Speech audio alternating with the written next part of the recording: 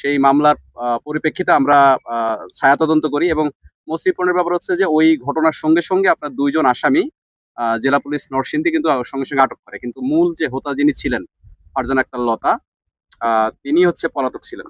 তো এই কয়দিন পরে আমরা তথ্য প্রযুক্তির সহায়তা এবং ছায়া তদন্ত করার পর আমরা তাকে নারায়ণগঞ্জের রূপগঞ্জ থেকে খাস কামালকাঠি নামক একটা জায়গা থেকে আমরা তাকে মানে গ্রেপ্তার করতে সক্ষম হই আরকি। তো এটা সিপিএসসি নরসিংদী টিম খুব এবং র‍্যাব 11 এটার পিছনে আমরা অনেকদিন ধরে লেগেছিলাম যে যখন থেকে এই ঘটনাটা ঘটে। তো খুব দ্রুত গতির সাথে দ্রুততার সাথে আমরা তাকে আটক করতে সক্ষম হই। তো ঘটনার পরিপ্রেক্ষিতে আপনাদের একটু জানার দরকার সেটা হচ্ছে যে এই ঘটনাটা মূলত ঘটে কিন্তু আপনার ১১ তারিখ। ১১ তারিখ ঘটনা ঘটে এবং ১৪ তারিখে আপনার এই ঘটনাটা ভাইরাল হয়।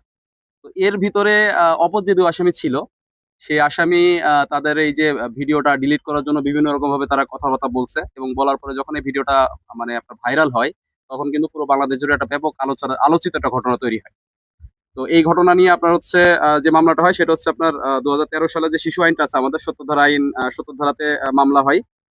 এছাড়া আপনার ২০১, ১০৯ এবং ৩৪ ধারা মোতাবেক এখানে মামলা হয়। এখানে ২ জন আসামি আপনার অ্যারেস্ট আছে এবং আজকে আমরা প্রধান যে আসামি ফারজানা আক্তার লতাকে আমরা গ্রেপ্তার করি। প্রাথমিকভাবে জানা গেছে যে এটা একটা পারিবারিক একটা বিরোধ।